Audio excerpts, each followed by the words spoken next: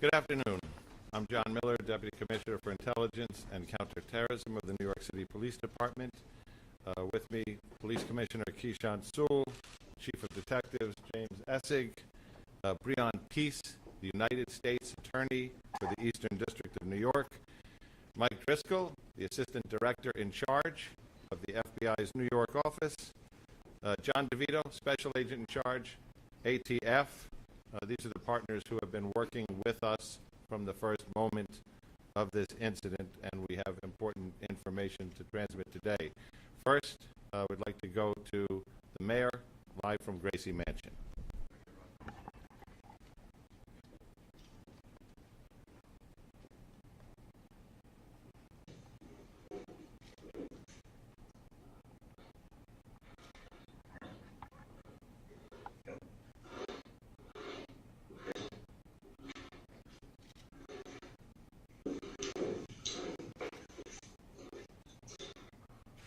My fellow New Yorkers,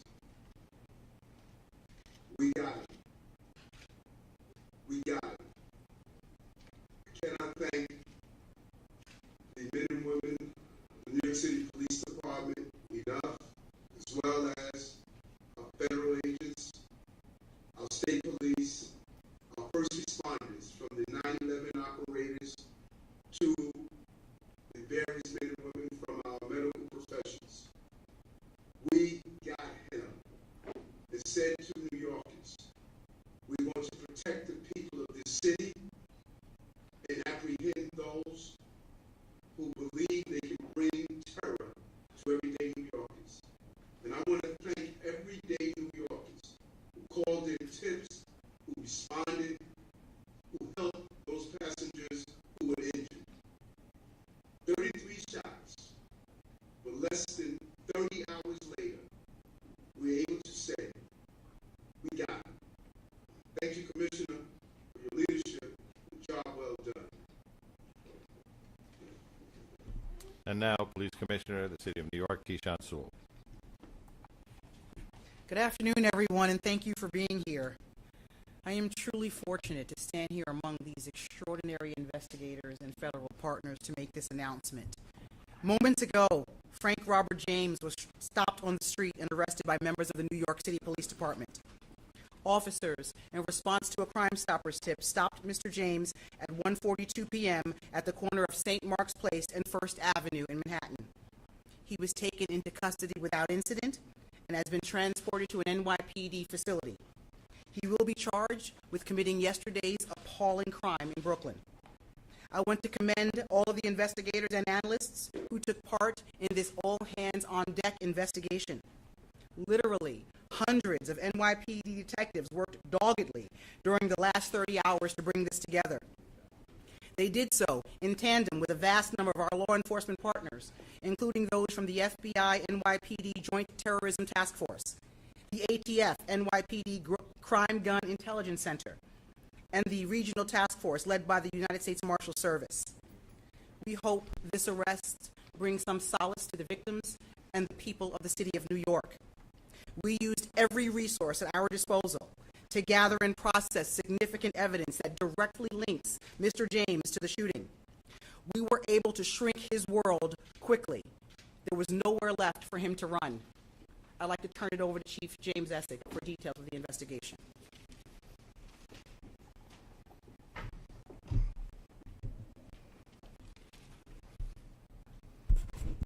Good afternoon, everybody. I'd like to update the public on yesterday's incident on the subway in Brooklyn on the Manhattan-bound N train. Through the course of this investigation, we developed additional information and evidence. Mr. Frank James, our person of interest, now became a wanted individual for yesterday's horrific incident. Mr. James is a male, 62 years old. He is known to us and has ties in Wisconsin, Ohio, Pennsylvania, New Jersey, and New York City. His arrest history in New York is 9 prior arrests, dating from 1992 to 1998. Those include possession of burglary tools 4 times, criminal sex act, theft of service 2 times, He was arrested on a New Jersey warrant. He also has a criminal tampering. He has 3 arrests in New Jersey, in 1991, 1992, and 2007. They are for trespass, larceny, and disorderly conduct. So yesterday, we recovered video of him prior to the incident entering the Kings Highway subway station. He has the same black cart that he has later recovered on the crime scene. The pictures are to my right over here. This available electronically after this. This station is 3 blocks from where we recovered the U-Haul truck that he rented in Philadelphia. The key to that truck was recovered at the crime scene. This jacket, the distinctive orange jacket, was also recovered, as well as his construction helmet he was wearing, and we recovered that in a garbage bin in transit. We believe, but this is still early in the investigation, that after firing his weapon 33 times at innocent New York City subway riders, Mr. James boarded an R train that had pulled into the station, went 1 stop up, and exited at 25th Street Station. We also have a picture of that. The gun used in this, a 9mm Glock, which was recovered at this crime scene, was purchased by Mr. James in 2011 in Ohio. We tracked Mr. James, and his last known whereabouts was 7th Avenue and 9th Street in Park Slope, entering the subway.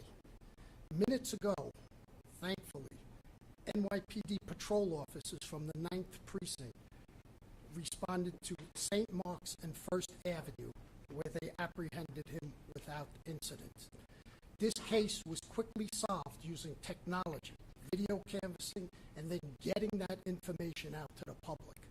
So I can't speak highly enough of the partners we had, the FBI, Mike Driscoll, ATF, John DeVito, U.S.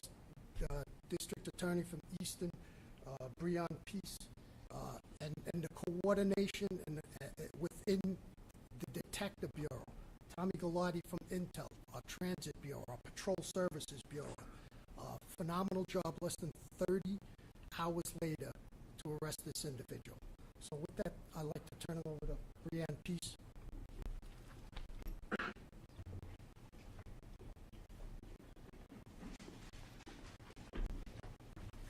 Good afternoon. Thank you. Yesterday was a dark day for all of us, but the bright spots of the incredible heroism of our fellow New Yorkers helping each other in a time of crisis, the quick response by our first responders, and the hard work by all of our law enforcement partners that has been ongoing is truly a bright spot here. Today, Frank James has been charged by complaint in Brooklyn Federal Court with 1 count of violating 18 U.S.C. sections 1992 A7 and B1, which prohibits terrorist and other violent attacks against mass transportation systems. He has been apprehended. He will be arraigned in federal court in Brooklyn, and if convicted, he will face a sentence of up to life imprisonment. My office is prepared to prove beyond a reasonable doubt that on April 12, 2022, in Sunset Park, Brooklyn, in the Eastern District of New York, Frank James did knowingly and without lawful authority and permission commit an act, including the use of a dangerous weapon, with the intent to cause death and serious bodily injury to passengers and MTA employees on the New York City subway system. The government will prove, among other things, that James traveled across state lines in order to commit the offense and transported materials across the state line in aid of the commission of the offense. We, in the Eastern District of New York U.S. Attorney's Office, are working closely with all of our law enforcement partners, the FBI, NYPD, ATF, U.S. Marshal Service, and others, including the Kings County District Attorney's Office. And my office and our law enforcement partners will use every tool at our disposal to bring this individual justice and bring justice to New Yorkers and restore safety and peace of mind to all. and will continue to do so as this case proceeds. Thank you.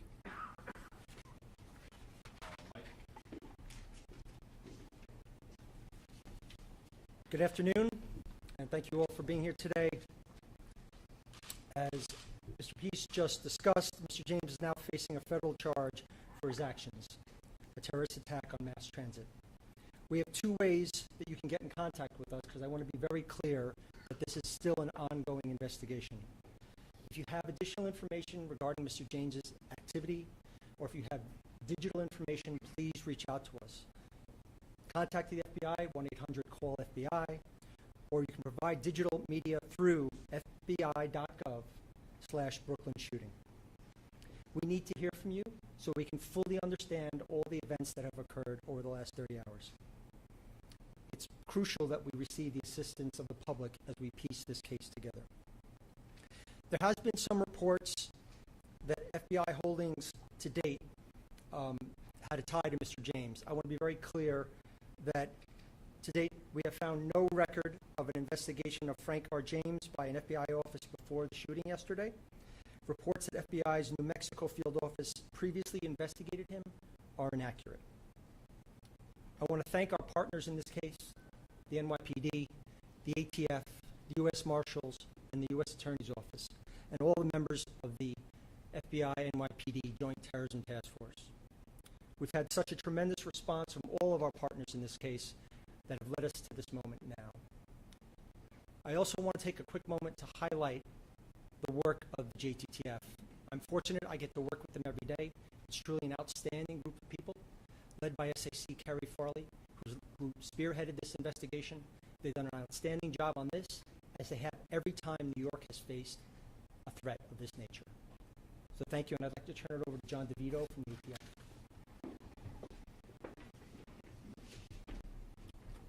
Good afternoon, everyone. Again, my name is John DeVito. I'm Special Agent in Charge for ATF here in New York State. One of the key points that A. Dick Driscoll pointed out was that we could not have done this without the public's help. First, let me say our thoughts and prayers and actions for the past 2 days have been with the victims as well as all New Yorkers. The men and women of ATF have been working side by side with NYPD, FDNY, Marshals, FBI to solve this heinous crime, which we have. Immediately after the attack, New York City Crime Gun Intelligence Center, or CJIC, which is a unit comprised of highly skilled analysts, investigators from ATF, NYPD, as well as a myriad of other vital partners, whose sole purpose is to collect, analyze, and disseminate actionable intelligence regarding gun violence. Just imagine a team of dedicated professionals exploiting every nugget of intel from gun violence, the firearms, and then weaponizing that information to use it against the people that are terrorizing our communities. That's your CJIC.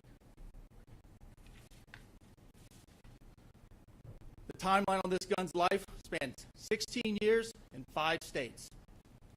And I'm very proud to say that late yesterday evening, about 12 hours after this attack, ATF agents were able to close the loop on that extensive time span and determined that Frank James purchased said firearm from a federal firearms licensee in Ohio in 2011.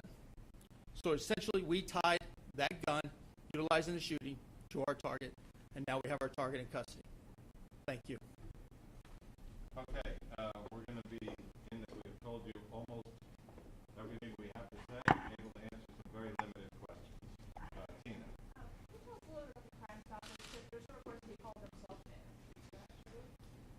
There was a person who called Crime Stoppers. We're reviewing who exactly made that call. Rocco? Commissioner Chief another one. He alludes in one of his videos to yesterday's date. Does that date have any significance? And is it clear yet what the motivation was for the shooting? I think first and foremost, we were looking to get this guy off the street before he did any more carnage, brought any more carnage to the city. As to the investigation into the motive and to look and scour his social media, that's still part of the ongoing investigation. But again, first and foremost, we wanted to take him off the street. The investigation is continuing into the motive, into his social media postings. Bloomberg. You said Mr. James walked into a Park Slope subway station. What time That was 9:15 yesterday. So the incident occurs at 8:24.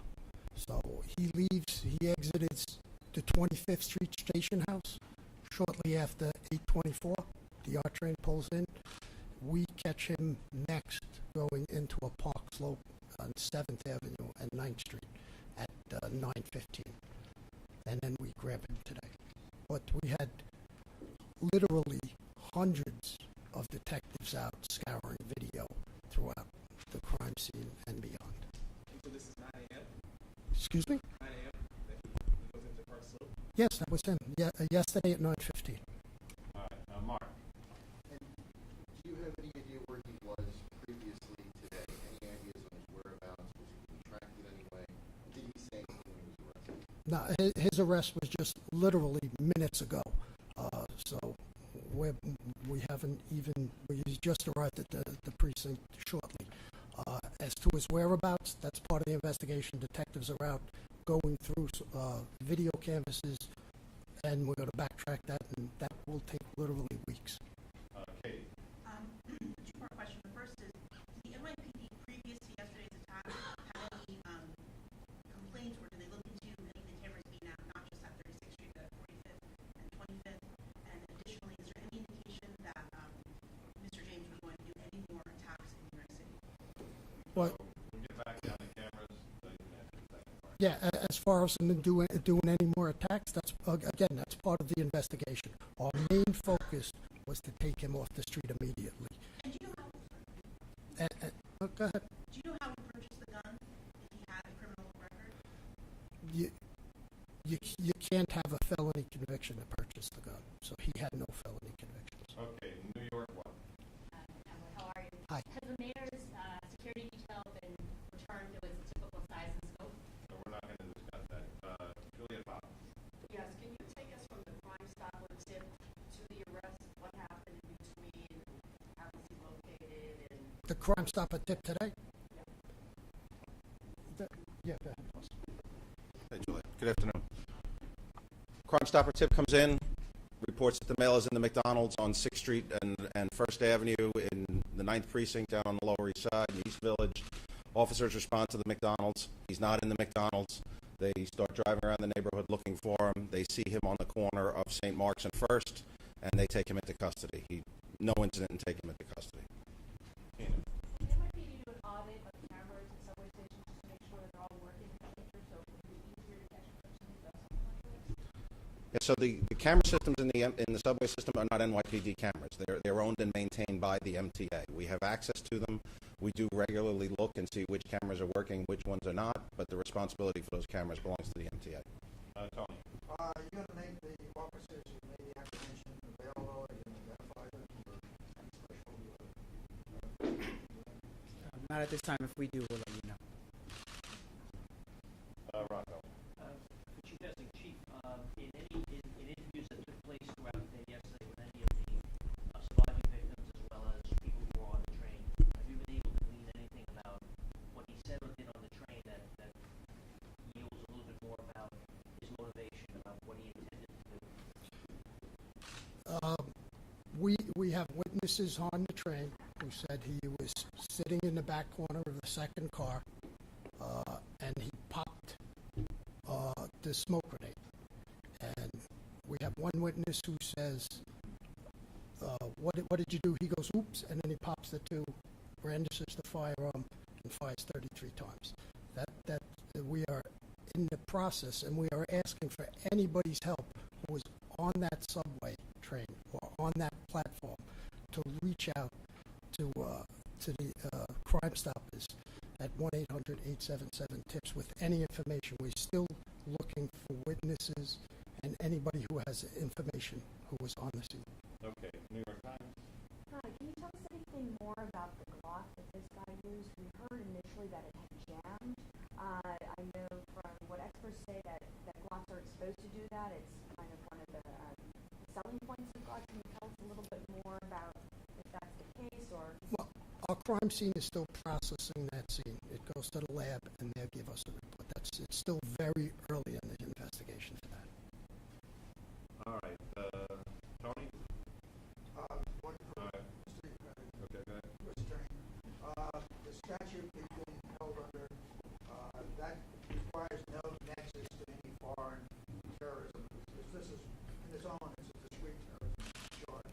That's correct. The statute is titled Terrorism and Other Violent Attacks in Mass Transportation. So there's a federal interest, of course, in protecting mass transportation hubs and infrastructure, and so that's the jurisdiction. But we're not going to comment further, or we're still investigating the motive and things like that, so can't comment further. All right, last question to Juliet. Yes, we talked about his contact with social services, or if he had any there in New York. That's going to be part of the investigation as well, so we were not able to speak to that at this moment. So after his arrest in the 90s, and then did he like disappear? Did he not in New York City anymore? That's part of our investigation as well, Julie. Thank you. You're the last question. I'm wondering if there's, do we have any motive in terms of Sunset Park, why Sunset Park, or was it random? No idea. So, just to close, we also want to acknowledge our partners, sometimes jousting partners in the media, for putting all these pictures out, for spreading this story from the time we did the press conference yesterday. That was a critical effect on raising the kind of public awareness that, as the commissioner said,